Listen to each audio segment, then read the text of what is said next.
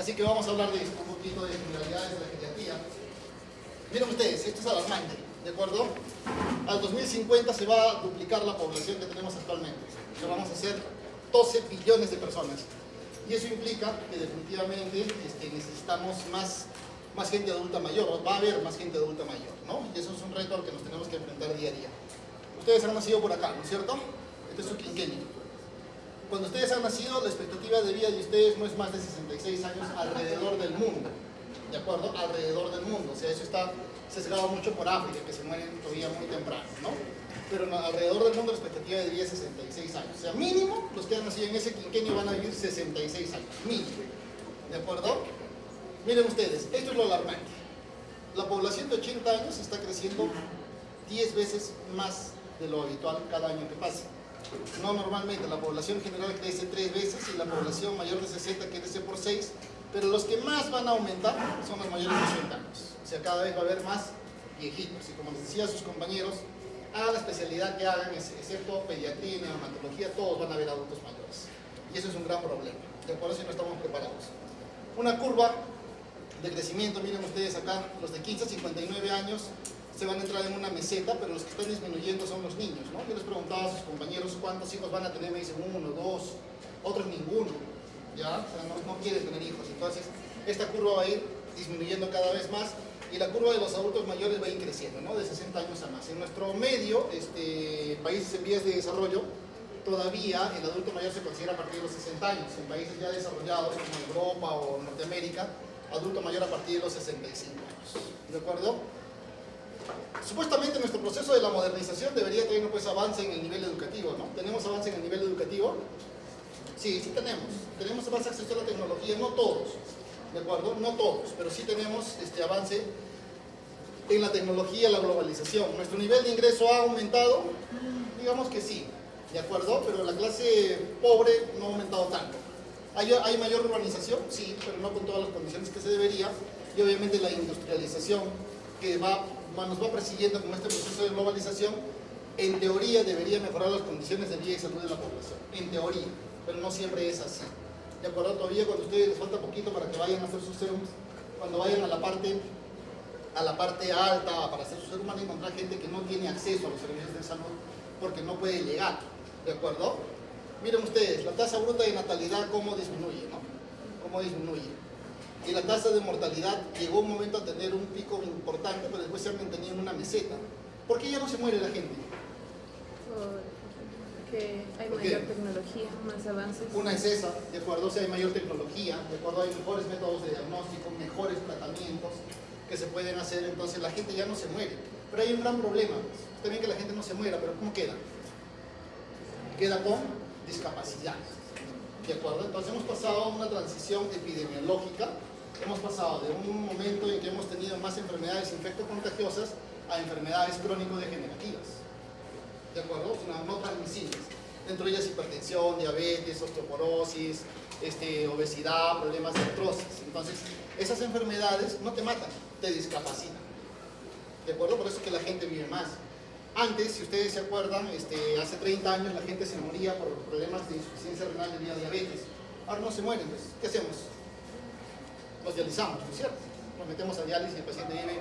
Yo tengo pacientes que están en diálisis hace más de 20 años. De acuerdo que ahora tienen 80, 85, 86 años, entonces ya no se mueren. Antes por cáncer de mama no te lo diagnosticaban, ahora se pueden diagnosticar tumores menos de 1 centímetro. De acuerdo, ya no le vuelan la mama a las damas, sino solamente se hacen cuadrantectomías, ¿no? O tumorectomías, o sea, son operaciones muy chiquitas. Entonces, mejores métodos diagnósticos, ¿de acuerdo? Como sumado a que las damas ya no quieren tener hijos, entonces, ¿qué va a pasar? Nuestra población va a envejecer. Y esto ha generado también una transición demográfica, ¿no? O sea, así como hay una transición epidemiológica, de pasar de enfermedades infectocontagiosas a pasar a crónico-degenerativas, también ha generado una transición demográfica, ¿de acuerdo? Donde cada vez va a haber menos niños y va a haber más viejos. Entonces, ¿qué estamos haciendo con eso? Es un problema en medicina. Este proceso no es idéntico en todas las sociedades, ¿no? Va a haber distintas variables que sean particular según contextos históricos y espaciales. Nosotros hemos visto acá bastante lo hemos visto ahora en el COVID, ¿no? Tenemos el número 1 en COVID, ¿no es cierto? ¿Sí o no? Somos el número 1 a nivel mundial, ¿sí? Orgullosos debemos sentirnos.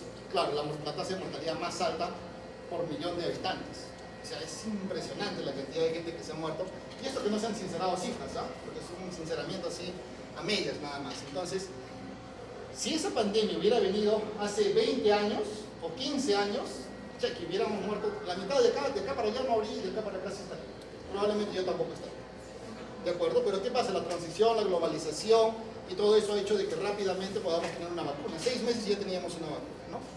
Entonces, esto se da en transformaciones sociales y económicas, ¿sí? Pues cuando la gente salió de la guerra también empezó a haber este tipo de cambios de transición demográfica, y estos dependen e influencian cambios culturales, económicos y sociales, ¿no? Cambios económicos, culturales y sociales. Eso es importantísimo porque supuestamente, como les digo, supuestamente deberíamos tener mejores condiciones de salud, pero no las tenemos, ¿no? Entonces miren ustedes, estas son las etapas de la transición demográfica, y hablamos de incipiente, moderada, en plena transición o transición avanzada.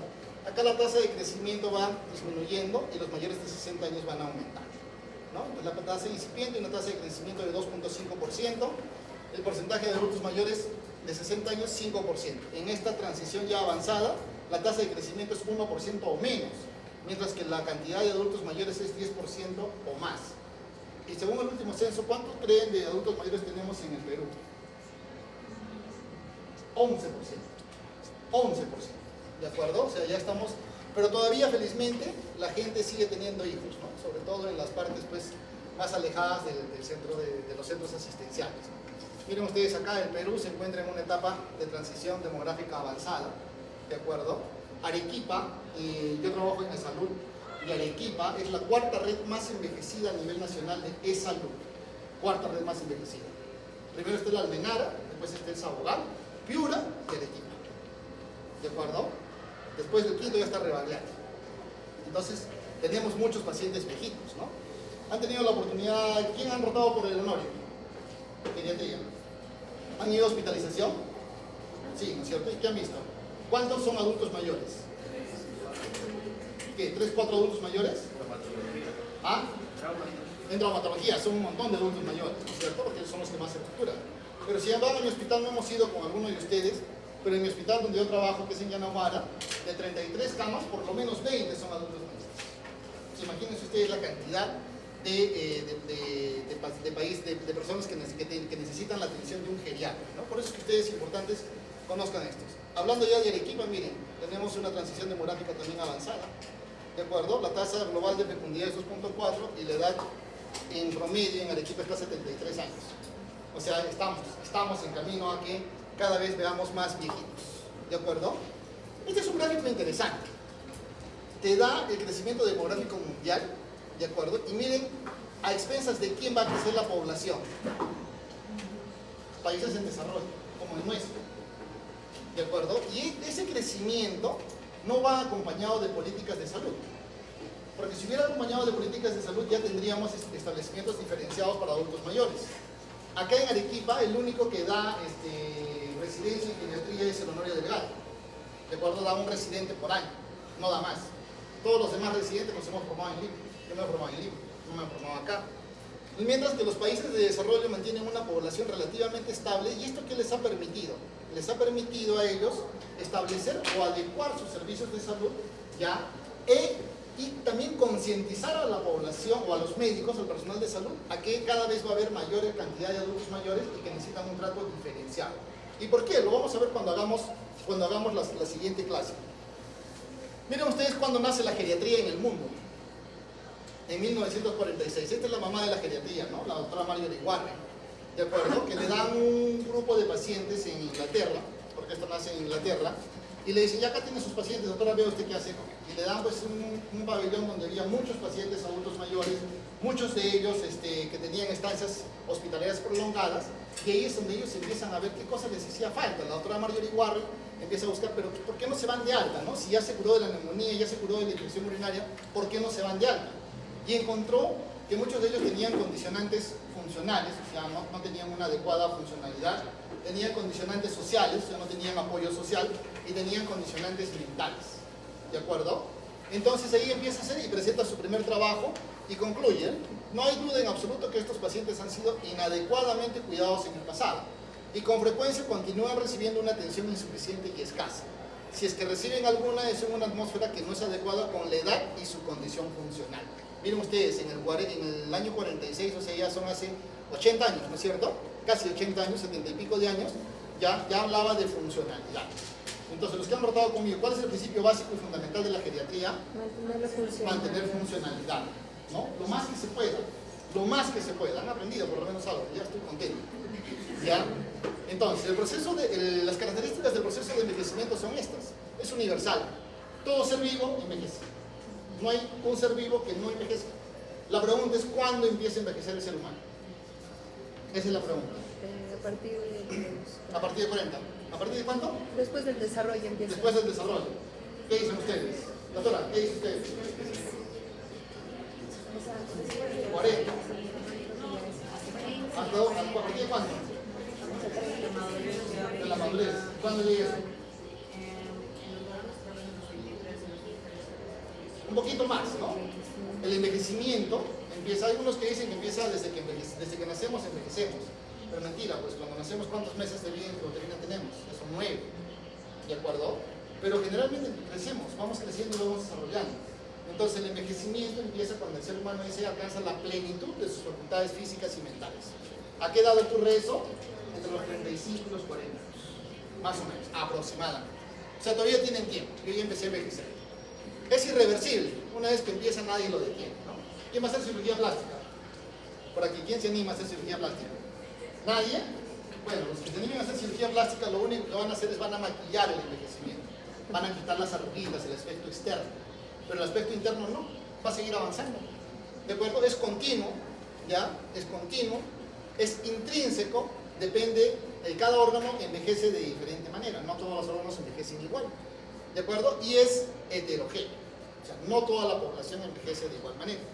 Una persona, ¿quién hace ejercicio por acá? No están las deportistas, ¿no? Ahí está, usted hace ejercicio, ¿no? ¿Quién más? ¿Dónde está Adriana? ¿Dónde está? No está Adriana. ¿Dónde está Selene?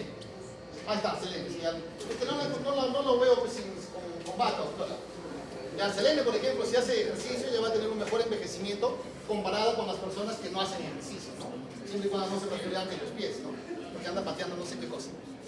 ¿Ya? Pero bueno, eso es cierto. Ahora, ¿cuáles son los principios de la geriatría? La interdisciplinariedad. O sea, yo no puedo hacer geriatría solo. La geriatría depende del concurso, del apoyo de otros profesionales, psicólogos, asistentes sociales, rehabilitadores, enfermeras, que van a permitir que yo haga esta valoración geriátrica integral en forma conjunta, ¿no? Esto de acá. La valoración geriátrica integral es mi herramienta de trabajo. Es así como el cardiólogo tiene su electrocardiograma, yo tengo mi valoración geriátrica integral. ¿Quiénes han visto los Thundercats? ¿Quiénes conocen? Los dibujitos animados, los Thundercats. No es de su época. Si los ha visto, el doctor los ha visto. ¿Quién es el jefe de esa pandilla? León, ¿no es cierto? ¿Y qué tiene León? Tiene una espadita. ¿Qué se llama esa espada? La espada del augurio. ¿Usted lo conoce? ¿Sí o no? Sí, se lo conoce el doctor. Y así él me contó. Entonces, ¿qué hace con esa espada del augurio? Aparte de decir, pues, y llamar a sus amigos, ¿no? ¿Qué hace? Ve más allá de lo evidente. De cuando se pone la espadita acá y dice, espada del augurio, quiero ver más allá de lo evidente. Y empieza a ver lo que está pasando con sus amigos. Esa espada del augurio es como esta. La valoración geriátrica integral le permite al geriatra ver más allá de la hipertensión, ver más allá de la diabetes. Y eso lo hemos visto todos los días. Cuando han hecho geriatría lo han visto todos los días ustedes. Que pacientes que van solos a la consulta, que van con deterioro cognitivo, que tienen limitantes funcionales, que no pueden caminar. Entonces, más importante, o tan importante como la valoración clínica que nos han enseñado en la universidad, es la valoración geriátrica integral. Las otras esferas, la esfera funcional, la esfera mental y la esfera social. ¿De acuerdo? Disponibilidad de distintos niveles de atención en función de las diferentes situaciones de enfermedad. ¿Cuántos niveles asistenciales tenemos, Caroline, en geriatría? No le soplen, son 7. 7 niveles asistenciales. ¿De acuerdo? Consulta externa, hospitalización, mediana estancia, larga estancia, hospital de día, atención domiciliaria y cuidados paliativos. 7 niveles asistenciales. Y el paciente puede pasar en esos niveles indistintamente, es pasaje dinámico. ¿Qué pasa? Mi paciente va a la consulta externa, le dio un ACV. ¿De acuerdo? Le dio un ACV. Entonces, por el ACV se tiene que hospitalizar. Se hospitaliza en la unidad de agudos le controlamos el ACV y de ahí lo paso a la unidad de mediana estancia donde hace solo rehabilitación. Entonces, pasado por el mes donde ya ha debido recuperar su funcionalidad, depende. Si ha recuperado funcionalidad, lo regreso a consulta externa. Si no ha recuperado funcionalidad, lo mando a atención domiciliaria geriátrica. ¿De acuerdo? Entonces, el paso de los niveles es dinámico. Generalmente esto es lo que ustedes ven, ¿no? Acá está la hipertensión, la diabetes, la artrosis, pero esto es lo que no ven. ¿Ya? Esto es lo que no ven. Acá está la demencia, acá están los problemas sociales, el insomnio, el estreñimiento, las incontinencias, la inmovilidad. Y que esto muchas veces va a determinar el éxito o el fracaso de su tratamiento. ¿Qué hundió el Titanic? No lo hundió esto, ¿no? Lo hundió esto, lo que no vieron. Entonces, lo mismo sucede con ustedes, con las otras especialidades, que se fijan mucho, ya que se fijan mucho en la enfermedad en sí, pero no ven los otros condicionantes que muchas veces son importantísimos. ¿De acuerdo? ¿Quién ha hecho traumatología? En el Honorio deben estar haciendo traumatología. ¿De acuerdo? Ustedes, el traumatólogo de ahí, si es que no estuvieran los geriatras, los colegas que están trabajando allí, serían cero a la izquierda. No, es que no saben. Tú les enseñas un ADA al traumatólogo y ¿qué te dice? ¿Y qué es eso? O sea, ¿para qué sirve? Tendrá una idea muy vaga, pero no lo sabe interpretar si tiene acidosis metabólica, alcalosis respiratoria, si está compensando, no está compensando. Y no le importa en realidad, porque él mientras que la herida no bote, él llegó pedrito. ¿Habrá traído el desayuno, no? ¿O el almuerzo? Mañana no vengo, pues, doctor. El viernes tampoco vengo. Ya, pues el viernes, ya, listo. ¿Cómo está? ¿Me escuchaban? Ya. Pues sí, cruzar, ¿no? Entonces, el traumatólogo se apoya mucho. Esa es una unidad especializada, es la unidad de ortogeriatría. Entonces, el geriatra trabaja de la mano con el traumatólogo para poder rápidamente recuperar al paciente. Así como hay unidad ortogeriátrica, también hay unidad oncogeriátrica, donde los oncólogos también deben trabajar con el geriatra para apoyarse en el geriatra y decir si va o no va.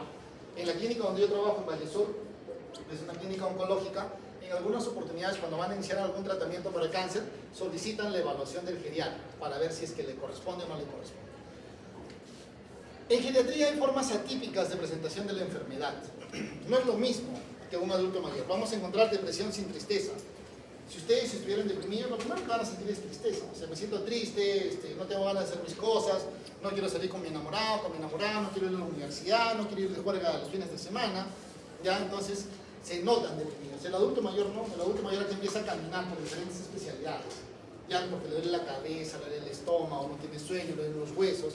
Empieza a caminar y a recoger medicamentos por todos lados. Entonces, al último, ya cuando va al geriatra, le dice, ¿qué le preocupa, señor? Entonces, y ahí empieza todo su desahogo. Vamos a encontrar enfermedades infecciosas sin leucocitosis, fiebre ni taquicardia. El adulto mayor lo último que hace es fiebre, lo último que hace es leucocitosis. Pero sí hay una cosa que hace, es neutrofilia. Neutrofilia. Ustedes saben que el hemograma tiene tiene diferentes series leucocitarias, ¿no es cierto? Tiene los basófilos, eosinófilos, neutrófilos, segmentados. Ya, lo que aumenta no es los leucocitos en total, lo que aumenta son los neutrófilos. ¿Y qué son los neutrófilos? Son formas inmaduras. Entonces, pero tiene 7.000 leucocitos, doctor, ¿qué le va a pasar? No le pasa nada, ¿no? Pero tiene 85% o 90% de neutrófilos. ¿Qué quiere decir eso? De que el paciente está tratando de defenderse. Fiebre no hay, porque el adulto mayor presenta un fenómeno que se llama de inmunosenescencia. También el sistema inmunológico va disminuyendo y eso hace que tarden en reconocer los diferentes agentes agresores. ¿De acuerdo? ¿Qué es lo que ha pasado con el COVID? ¿Por qué nos ha matado tanto y ahora no nos mata tanto? Porque nuestro sistema inmunológico no lo conocía. No lo conocía. Entonces, ¿qué pasó? Entró y hizo lo que quiso, especialmente con los pulmones. Ahora ya lo conoce nuestro sistema inmunológico. Uno por la inmunidad de rebaño y otro por las vacunas. ¿Ya? ¿A cuántos de ustedes les habrá dado COVID ahora en verano? Han ido a la playa, ¿no? Han ido a las discotecas, ¿no? Sí, ¿no? Sí, dice. ¿Ya? Entonces, les ha dado COVID. Lo que pasa es que ahora ya nuestro sistema inmunológico lo conoce y pasa como un desapercibido, como una gripe, ¿no? Y hemos visto un paciente que probablemente tenga COVID en el consultorio, ¿ya? Yo le atendí sin máscara, ¿no? Solo el último, cuando le iba a ver la garganta, le puse la máscara. Abdomen agudo, quirúrgico, silente. No presentan dolor. La capacidad de expresar dolor en el adulto mayor, mejor dicho, la tolerancia al dolor es muy alta. Entonces no sienten, las terminaciones nerviosas de dolor no funcionan como en ustedes. Ya, de acá yo tengo una experiencia muy catastrófica.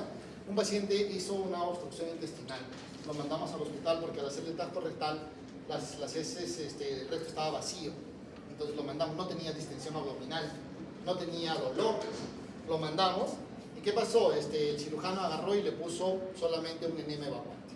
Lo mandaron a la casa, llegó a la casa de reposo como a las 9 de la noche, fue un sábado, y el domingo a las 6 de la mañana se murió, ya perforado probablemente, porque según dice la enfermera, le tocó el abdomen y el abdomen era como una piedra, ¿no? Se mataba. Entonces, esto hay que tener cuidado. Hay que examinar siempre a los pacientes. Neoplasias silentes. No tienen. Yo tengo ahorita una paciente, ¿conocen Chingolito? ¿Conocen Chingolito? Sí, ¿no? Ya está. Chingolito es mi paciente. ¿Y qué pasa? Que la señora empezó a presentar un dolor intenso en la pierna. Ella lo atribuye a que ha tenido un mal paso. Se estaba yendo a Lima y se tropezó, cayó y se apoyó todo el peso en su pierna derecha. Y el dolor es insoportable. Le han tomado resonancias, le han tomado tomografías, ecografías, radiografías, y no hay lesión ósea que justifique el dolor que tiene. Pero el dolor no solamente es en la pierna, es en la espalda. La señora no puede hablar, se le seca la lengua, y en las últimas tomografías que le hemos encontrado está con un derrame pleural bilateral. ¿De acuerdo? Probablemente sea una neoplasia, o sea, el problema es incontable. Tiene múltiples lesiones en la tomografía, en la parte ósea, con lesiones en sacabocado, que nos han hecho pensar los que han visto en mieloma múltiple. Exámenes de lesiones líticas en sacabocado, pero la beta-2 microglobulina no está tan alta, ¿de acuerdo? Y tampoco el proteinograma no te da muchas luces a ver el mieloma, entonces por ahí hay otra cosa que está escondida y que no la estamos viendo, entonces estamos estudiando a esa paciente. Infarto miocardio sin dolor, especialmente en pacientes diabéticos. Especialmente en pacientes diabéticos, el infarto te da sin dolor o te da como un dolor en la boca del estómago, un dolor en el epigastrio, que es un dolor medio sordo y se llama náuseas y vómitos. Y muchas veces termina siendo un infarto. Y edema pulmonar sin disnea. Este paciente, por ejemplo, que les comentaba que está con su derrame pleural, no tiene problemas de disnea. Ella respira muy bien, satura 89, 90, 91, 92, pero no está disneica. Esto es la otra cosa que pasa con los pacientes adultos mayores. Esto es lo que pasa, ¿no es cierto? Cuando yo tomo un medicamento, tengo la farmacocinética y la farmacodinámica, ¿sí? Entonces acá tiene que ver con aspectos de biodisponibilidad, distribución y el aclaramiento o la eliminación. Y en la dinámica la toxicidad, la eficacia y la utilidad clínica. Estas respuestas se ven alteradas en el adulto mayor por cambios fisiológicos. Ustedes saben que hay cambios fisiológicos propios de la edad, como son el aumento del agua corporal total la disminución del agua corporal total y el aumento de la grasa corporal total.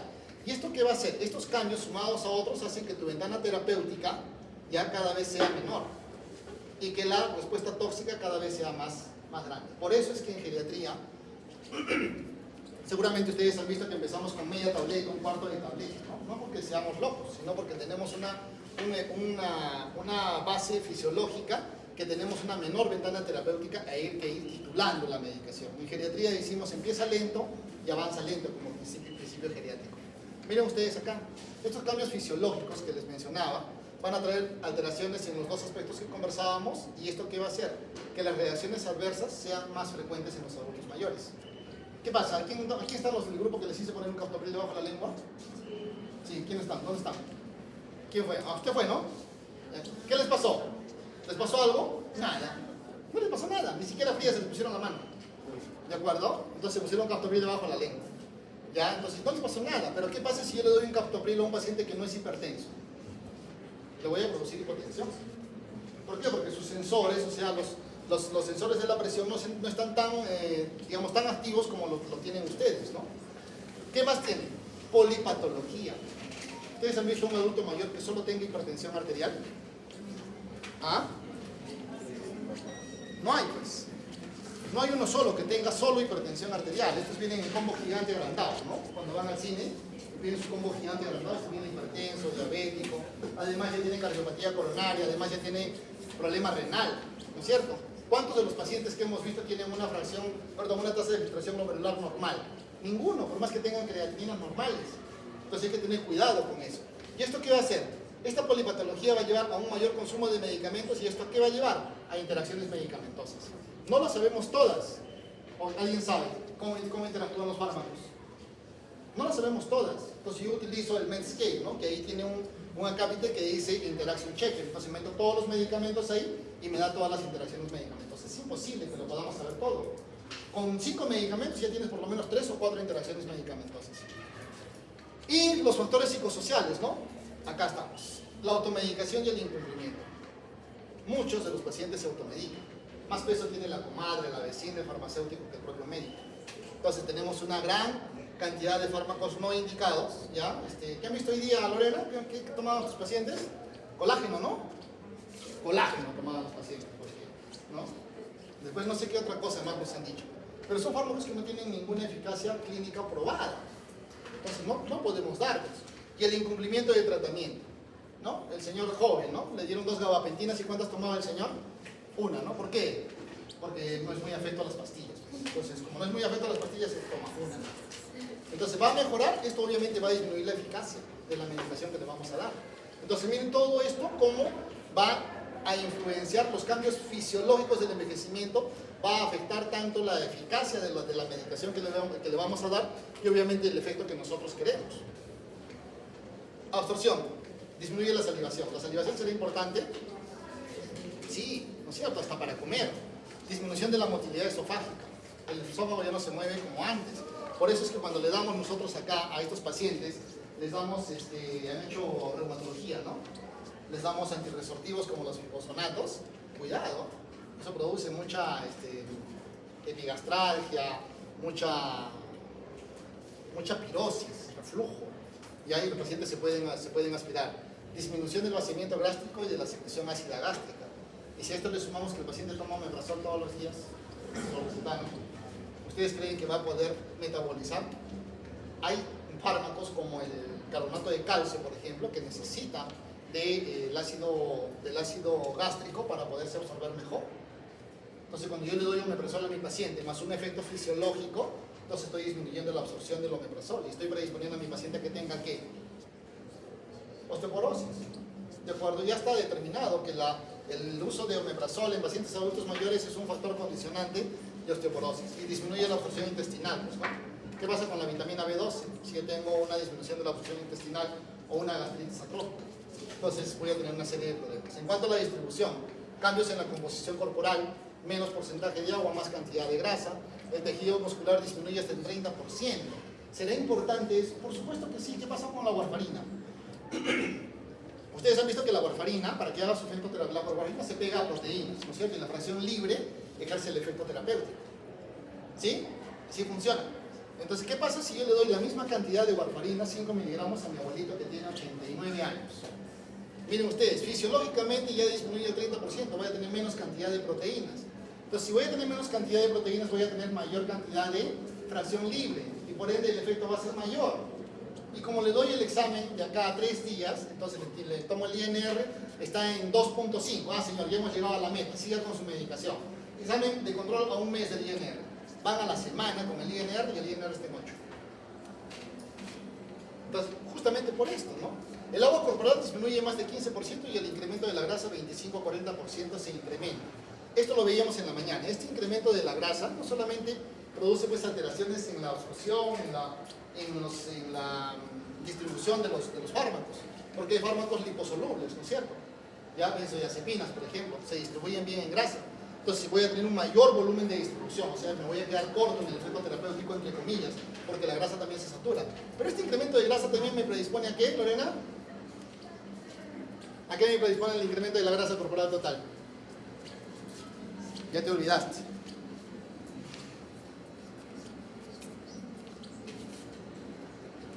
Mañana van a llevar corchos. Las dos, todo el grupo. 2 corchos. ¿Ya? Entonces uno les voy a poner a la entrada y el otro a la salida. Como van en la combi y se chocolean, algo quedará, ¿no? ¿Esto qué predispone? A grasa, a diabetes, pues, porque esta grasa es metabólicamente activa. Entonces produce mucha resistencia a la insulina. Cambios en la unión proteica, hipoalbuminemia, lo que conversábamos, ¿no? 15% de nuestros adultos mayores están en malnutrición. Acá no podemos fiarnos por lo menos los que han tratado conmigo, del índice de masa corporal, de acuerdo, tenemos que ver composición corporal, qué cantidad de proteínas, de grasa, de masa magra, de agua y de grasa tiene mi paciente. Entonces, el índice de masa corporal no me da esos datos. Entonces, muchos de nuestros pacientes están malnutridos. Metabolismo y excreción. El metabolismo hepático, la disminución del metabolismo de la fase 1, especialmente la que tiene que ver con citocomo pre-450. La gran mayoría de fármacos utilizan esta vía para metabolizarse. Entonces, yo utilizo más fármacos que utilizan esta vía, más posibilidades de interacciones medicamentosas. Entonces, yo tengo que buscar, por ejemplo, en los inhibidores de bomba de protones, el único que no utiliza esta vía es pantoprazol. Pantoprazol utiliza otra vía de metabolismo. Entonces, tengo que estar buscando ese tipo de fármacos, si es que mi paciente lo requiere, para evitar las interacciones medicamentosas. A nivel renal, a partir de la cuarta década de la vida, la tasa de filtración glomerular disminuye 10 mililitros por década. Por eso les decía que el envejecimiento aparece generalmente entre los 35 y los 40 años. ¿De acuerdo? Por eso no esperen encontrar pues, un paciente que esté filtrando 80 o 90 mililitros por minuto. Deben ser algunos pocos. ¿De acuerdo? Muy bien. Acá tienen algunas alteraciones, ¿no? Gastritis atrófica. Si yo le doy aspirina a Inés, ¿qué va a causar? Gastritis hemorrágica. ¿Cuántos de los pacientes toman aspirina? Ácido acetilsalicílico. ¿Sirve para algo? Tiene sus indicaciones. Ya ustedes son alumnos de sexto año. ¿En quién indico yo ácido acetilsalicílico? Pacientes posinfartados, post-ACVs, ¿de acuerdo? Hipertensión y diabetes por sí solas no son indicativos de problemas de aspirina. Ojo, salvo que tenga pues una insuficiencia venosa crónica, unas varices así del tamaño de unas salchichas que podría ayudar. Pero después no está más indicado la aspirina. No tiene por qué indicarse. Entonces esto te va a causar, con estas alteraciones, te va a causar gastritis hemorrágica. La vejiga inestable, diuréticos, eso me va a llevar a incontinencia. Una vejiga inestable es porque la vejiga se va trabeculando, va perdiendo capacidad. Entonces, ante pocos volúmenes, el paciente tiene la necesidad de ir al baño y eso genera, si yo le uso diuréticos porque tiene crecimiento prostático o le doy diuréticos para mejorar sus edemas, ¿ya están indicados los diuréticos en edemas? ¿Son una indicación? ¿Por qué no? ¿Cómo te llamas? Se me olvidó tu nombre. ¿Qué? ¿Ah? Ángela. ¿Por qué? En los edemas. Sí. Y en los de ustedes también. ¿Están indicados los diuréticos en edemas? ¿Tienen una indicación aprobada que edemas es igual a diuréticos? Doctor, se me hinchan las piernas. ¿Qué me van a dar? Es lo único que me molesta. ¿Qué me van a dar? ¿Me van a dar diuréticos? ¿Cuál es la siguiente pregunta que tendrían que hacer? ¿Es unilateral o es bilateral? Si es unilateral, ¿qué tenemos que hacer? Lorena. Si es unilateral, ¿en qué tengo que pensar? Trombosis venosa profunda hasta demostrar lo contrario, ¿no es cierto? Y si es bilateral, ¿cuál es la siguiente pregunta que tengo que hacer? Antes de eso. Muy bien. ¿Se amanece hinchado o no amanece hinchado? Si amanece hinchado, ese paciente o es cardíaco, o es renal, o es hepatólogo. ¿De acuerdo? Si no amanece hinchado, ese paciente tiene insuficiencia venosa. Entonces estoy pidiendo ecodoppler y tanta tontería por gusto, porque la misma clínica me está diciendo lo que estoy, el paciente me está diciendo lo que tiene y no necesito hacer eso. Entonces, ¿los diuréticos están indicados? Sí, en algunas enfermedades. Insuficiencia renal, por ejemplo, sí están indicados. Si no es el riñón, empieza a incrementar la urea y la creatinina. ¿En quién más? Pacientes con cirrosis hepática, ¿no es cierto? Y más dos diuréticos, espironolactona y furosemida. ¿De acuerdo? Pacientes con insuficiencia cardíaca, también están indicados los diuréticos para disminuir el gasto cardíaco. Entonces, ¿los diuréticos tienen indicaciones? Sí tienen indicaciones, pero el edema no, pues. El edema no es un indicativo para diuréticos, por favor. Crecimiento prostático, le doy anticolinérgicos y voy a provocar que una retención de orina. Le doy ¿cómo se llama? Reteven, es un medicamento que es la oxibutinina. Entonces nos va a pasar a los varones, ¿no? Doctor, pero se me escapa la orina, ya tómese su Reteven. Y a los 2 días, cero orina. Y con un dolor, porque vas a hacer un globo vesical, una retención aguda de orina. La inmovilidad, varios medicamentos y ¿qué te va a llevar? Ya solo la inmovilidad de por sí te lleva a constipación, estreñimiento. Si a eso le sumas el efecto de los medicamentos que está tomando anticolinérgicos, está tomando antipsicóticos, por ejemplo, antidepresivos, también te lleva a estreñimiento. Y acá tienen otros grupos, ¿no? Que los vamos a dejar ahí para que ustedes los puedan ir viendo. Entonces, farmacoterapia en geriatría, el cumplimiento solamente la mitad, siendo buena gente, la mitad cumple los regímenes de tratamiento. Ahora felizmente ya no escribimos, ¿no? Todo está en computador. ¿En el honor siguen en computador los que han rotado o todavía están escribiendo? Todavía están escribiendo, ¿no? Yo tenía ese problema cuando escribía, porque mi letra es horrorosa. Entonces, muchas veces no se entiende. La letra de ustedes, las damas no tienen tanto problema. ¿Ya? Son la excepción las que tienen mala letra. Pero los varones sí que generalmente tenemos mala letra. Entonces, ¿lo tomamos antes o después? La levodopa, ¿se toma antes o después de los alimentos? Las tetraciclinas, ¿se toman antes o después de los alimentos? Las levotiroxinas, ¿se toman antes o después de los alimentos? Tenemos que saber eso, ¿de acuerdo? Porque nosotros tenemos que decirle, si es hipotiroideo, señora, su levotiroxina por lo menos 40 minutos antes del desayuno. Si mi paciente tiene Parkinson, 2 horas alejados de los alimentos, porque si no la levodopa se pega a proteínas y se elimina por las heces. Si uso tetraciclinas, tengo que pasarlas lejos de los alimentos. De igual manera, se pegan a proteínas y se eliminan por las heces. Entonces tengo que tener mucho cuidado con esto. Entonces muchas veces estos regímenes de tratamiento son complejos y el paciente no lo entiende, más aún si tiene algún problema de memoria. ¿Qué factores afectan este cumplimiento de la terapia? La pobre comunicación médico-paciente, problemas cognitivos, reacciones adversas. Muchos de ellos tienen reacciones adversas y no las avisan. Ya les dan amitriptilina, que es un antidepresivo tricíclico, y los pacientes viejitos, cuando les dan amitriptilina, dicen, ¿por qué no la toman? Pero cuando la tomo parece que estoy caminando en el espacio, dicen, ¿no? Parece un astronauta, va rebotando por ahí. Porque les cae mal, les duele la cabeza, sienten que una señora le dijo, siento que mi cabeza se despega de mi cuerpo, ¿no? O sea, no está conmigo. Entonces por eso no la tomo. ¿Por qué no le dijo a su médico que no la tomaba? No sé, no me preguntó. Alto costo. Muchas veces el paciente necesita ya muchos medicamentos ya con el fin de reducir la polifarmacia, o mejor dicho, el consumo de fármacos. Ya, yo puedo tener en un antihipertensivo puedo tener 3 fármacos. Puedo tener un ARA, ya, puedo tener un diurético y puedo tener un calcio antagonista. O sea, hay un preparado que tiene valsartán, amlodipino y hidroclorotiazida. Se llama Svodka.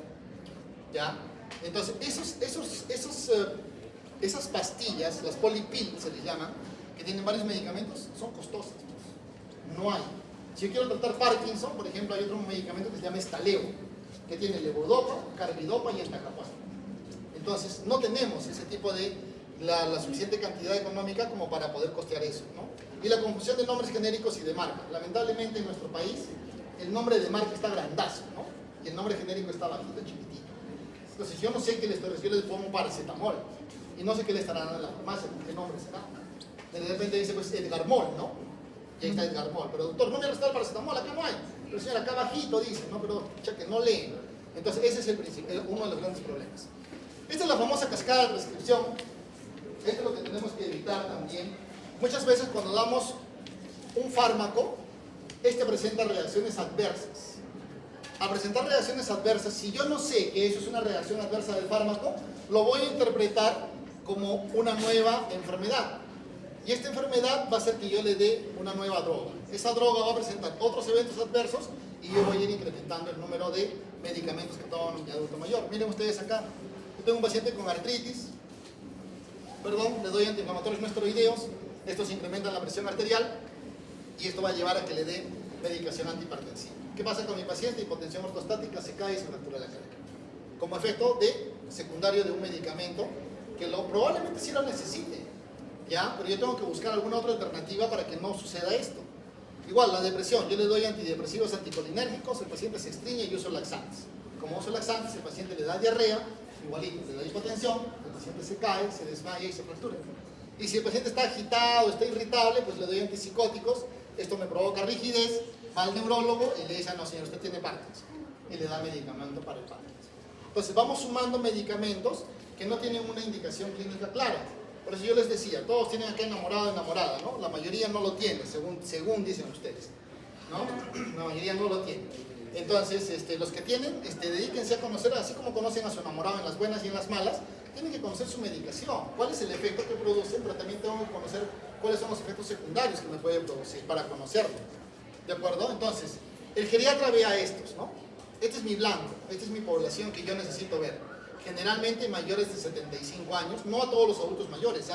A los mayores de 75, que tengan pluripatología y polifarmacia, con enfermedades que tiendan a la incapacidad, es decir, con condicionantes funcionales, mentales y sociales.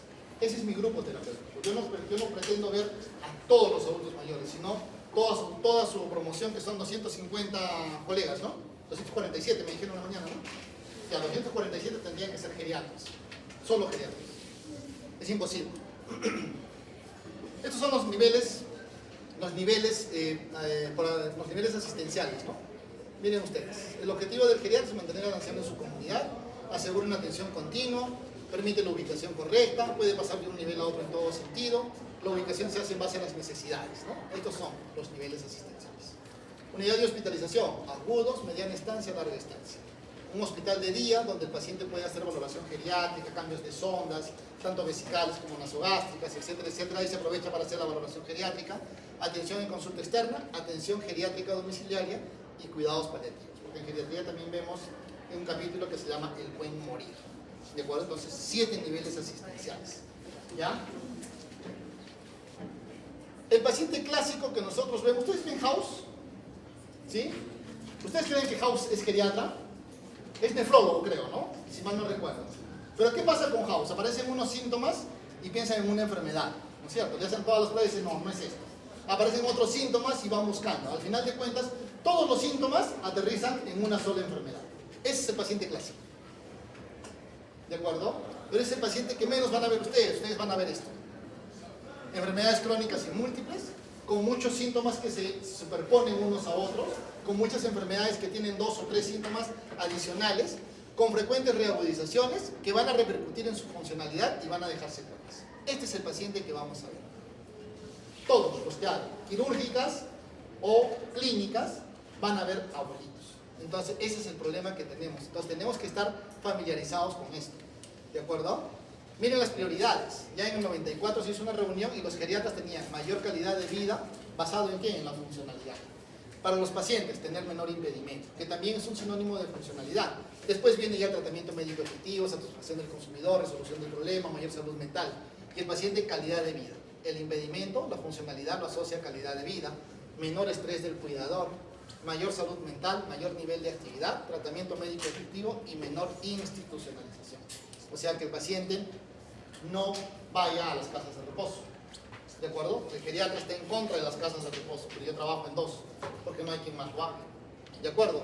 Entonces, estas son las, digamos, las razones por qué es tan importante que ustedes sepan de geriatría. Por la presión demográfica, que ya lo hemos visto, cada vez va a haber más adultos mayores, especialmente los mayores de 80 años. Socioeconómicas, los pacientes adultos mayores consumen más de la mitad de medicamentos y más de la mitad de los recursos hospitalarios. ¿Ya? Y científicas, porque cada vez sabemos menos, pues la verdad de hoy es la mentira del mañana en geriatría. Es la especialidad que probablemente más cambie en el transcurso de los años. Yo me acuerdo que empecé a estudiar con el Brockhurst, la primera edición allá en el 2006, 2007 que hice mi residencia. Ahora el Brockhurst ya está en la 5ª edición. Miren, ¿en cuánto tiempo ha cambiado? En cambio, Harrison no cambia tan rápido. Harrison cambia cada 5, cada 6 años. ¿No es cierto? Pero ya también está incluyendo un capítulo de geriatría, cosas que antes no había. Entonces, la asistencia geriátrica va al anciano justo, en el sitio justo y en el momento justo. ¿De acuerdo? Muchas veces el geriatra llega tarde. La pregunta que les hago, a los que no han rotado conmigo, ¿la geriatría es la medicina interna del adulto mayor? ¿Qué dice usted, doctor? ¿Sí, no? ¿Sí? ¿Usted, doctora? ¿Sí? ¿Usted? No. ¿Usted? Sí. Sí. ¿Usted, doctor? ¿Por qué no? La respuesta contundente, ¿cuál es? ¿Los que han rotado conmigo? No, ¿cierto? Por esto, ¿no? Miren ustedes, aquí están todas las razones por las cuales la geriatría no es la medicina interna del adulto mayor. Un buen conocimiento de lo que es el proceso de envejecer. Lo que me diferencia del internista es que yo sé el proceso de envejecimiento. Entonces puedo determinar si lo que está presentando mi adulto mayor es parte del proceso de envejecimiento o es patológico. Doctor, me olvido. Esos olvidos son normales para mi edad de 85 años o ya tengo demencia. Hay olvidos que son normales, ¿no? Hay unas nomenclaturas que se llaman la MAE, ¿no? Alteración de memoria asociada a la edad. El otro es el DECA, el deterioro cognitivo asociado a la edad. ¿Ya? Y conforme han ido avanzando se lo he englobado en todo un grupo que es deterioro cognitivo leve, que no afecta tus actividades básicas de vida diaria. Tampoco se considera una demencia. ¿Podría ser parte del proceso de envejecimiento? Sí. Mejor conocimiento de las peculiaridades de la enfermedad en la persona mayor, como ya vimos, las manifestaciones atípicas de la enfermedad. Una herramienta de trabajo específica que es la valoración geriátrica integral. ¿De acuerdo? Disponer de un conocimiento que suele carecer el internista acerca de aquellas enfermedades y situaciones que aparecen o se producen fundamentalmente, casi exclusivamente en la persona mayor. Los grandes síndromes geriátricos. El geriatra tiene 4 gigantes. Hay 4 gigantes de la geriatría que están acá. Caídas, incontinencias, inmovilidad y demencia. Esos 4 gigantes les tenemos nosotros mucho pánico. Caídas, incontinencias, inmovilidad y deterioro cognitivo. ¿De acuerdo? Y tener un mayor hábito de trabajo en equipo. Yo no puedo hacer la geriatría solo, como ya les dije. Entonces la respuesta contundente, ¿la geriatría es la medicina interna del adulto mayor? No, por las razones expuestas. Miren ustedes las diferencias. El objetivo fundamental en medicina interna: diagnosticar y tratar las enfermedades de los pacientes adultos. La geriatría, preservar funcionalidad y mantener al paciente en su medio vital. El diagnóstico y tratar las enfermedades solamente es un medio para lograr esto. ¿Se dan cuenta? Responsabilidad asistencial en el paciente agudo. O sea, cuando un paciente se hospitaliza, termina luego del alta. Usted les da una neumonía, los hospitaliza, bajan sus leucocitos, no tienen fiebre, no tienen dificultad respiratoria, váyase a su casa. ¿De acuerdo? En 7 días se va a trabajar. Y si quiere, regresa para control. Si no, no es. En el adulto mayor, esta responsabilidad empieza o continúa luego del alta. Tengo que ver cómo esa enfermedad ha afectado a mi adulto mayor. Le tengo que hacer una valoración geriátrica integral. Niveles asistenciales, como ya les dije, que están acá. Infraestructura y logística es uniforme en los pacientes adultos mayores. La infraestructura debe ser diferenciada, empezando por las camas, ¿no? Camas más bajas, que estén más cerca al suelo para que se puedan parar. Luces de zócalo, para que cuando prendan la luz, por X o Y motivos, no prendan la luz y el paciente adulto mayor se despierta. Y los objetivos en el paciente frágil, en medicina interna son de beneficio dudoso, pero en el adulto mayor es beneficio claro. O sea, el paciente adulto mayor frágil, el abordaje multidisciplinario geriátrico va a preservar mejor sus capacidades en todas las esferas que hemos visto. Entonces, sí tiene muchos estudios habidos y por haber. ¿Cuántos Batman conocen ustedes? Yo ya con el último que he visto ya son como 8, desde que empezó a haber Batman. ¿Se imaginan el Batman que fue al inicio? ¿Se imaginan al primer Clark Kent? ¿Cómo se llama el primer Clark Kent? ¿El Superman? Que ahora tiene una enfermedad neurológica. Se me fue el nombre. Ya está, pero el último lo han visto ahora, ¿no? Es decir, no envejece. O sea, ¿quién más como él? Pero lamentablemente todos vamos a envejecer, por eso cambian por los superhéroes. No son los mismos. Ya el nombre se mantiene, pero los actores son diferentes, ¿no es cierto? Y miren ustedes lo que decía Marjorie Warren también. La geriatría es una parte importante de la formación de los futuros médicos y debe estar incluida en los programas de pre y posgrado. Yo cuando estudié geriatría, estudié medicina acá en estas aulas, porque era una especialidad, no había ni eso, ni lo otro, ni lo de allá. De acuerdo, yo soy de la 4ª promoción y ya teníamos geriatría. Yo estudiaba geriatría. Ya mis profesores fueron la doctora Miriam Camargo y el doctor Dante Brothers. Y había geriatría. ¿De acuerdo? Pero su contraparte, la UNSA, por ejemplo, en pregrado no tiene geriatría. Pero tienen posgrado. Bueno, ya lo tienen, por lo menos. Pero en pregrado no tiene geriatría. Entonces, sí debería haber geriatría. Esto es lo que se concluye la doctora Marjorie Warren, ya que hace su publicación en el 43, concluye de que esto es importante, parte importante de la formación de médicos. Entonces, los internistas, por ejemplo, deberían incluir esto, ¿no? Acá estoy haciendo mi residencia. ¿No? Estos son la visita que se hacía multidisciplinaria, de acuerdo, enfermería, la presencia de familiar acompañante siempre presente. Por acá estaba la asistenta social, esta chica es la asistenta social, rehabilitador para recuperar máximo la funcionalidad lo más pronto que se puede en un paciente con ACV, ¿ya? Siempre la información a familiares, qué es lo que está pasando con su adulto mayor, la capacitación constante que se tenía, todos los días teníamos actividades de capacitación. Este es el hospital Almenara, por si acaso. Yo me formé en el OAIS, no en el Almenara, porque por acá estoy. Tenía pelo todavía en ese entonces. Ya, ustedes en el 2007. Pues. Este tipo de acá es un genio, es un geriatra, Leiner Morales. Es un buen tipo, es un genio. Tú ves algo y le encuentra todo lo que no, hasta lo que Harris no le ha encontrado, le encuentra. Es un genio. Entonces, Julita Mori, que debe estar ahí en Amazonas, está ahí, ¿no? Entonces, este señor llegó muy mal, le hicimos el tratamiento geriátrico y el señor salió caminando, llegó con ACV, todo el mundo le bajó el dedo. ¿Ya? Entonces, y este le encontró una cardiopatía media rara, es que solamente no sabe uno que es un tipo genio, lo curó, ya, hizo el tratamiento, se habló con los cardiólogos, le hicieron un cateterismo cardíaco y al final de cuentas el señor salió caminando del hospital. obviamente tuvo una estancia hospitalaria muy prolongada. Entonces, la geriatría no importa el número de enfermedades que se tenga, sino cómo se conviva con ellas y cómo estas van a repercutir tanto en la funcionalidad y la calidad de vida. Yo puedo tener múltiples enfermedades, sí, pero tengo que aprender a vivir con ellas y tengo que ver cómo van a repercutir esto en mi funcionalidad. Y un dicho de un pensador francés: las sociedades o las instituciones se valoran por la forma en que cuidan a sus ancianos. Hoy día casi se pone a llorar mi grupo, ¿no? Con el abuelito, ¿no? Un abuelito que entra así, ¿no? Ya, para ir a recoger sus medicamentos y vive con su esposa. Y el otro abuelito que tenía la demencia, ¿no? Que estaba con su esposa, solito los dos. Entonces, ¿queremos a nuestros ancianos? No, no los queremos. Y los dos tenían hijos. Por si acaso no eran solitos, tenían hijos. Muy bien, preguntas. ¿No hay preguntas? ¿Ya quieren irse?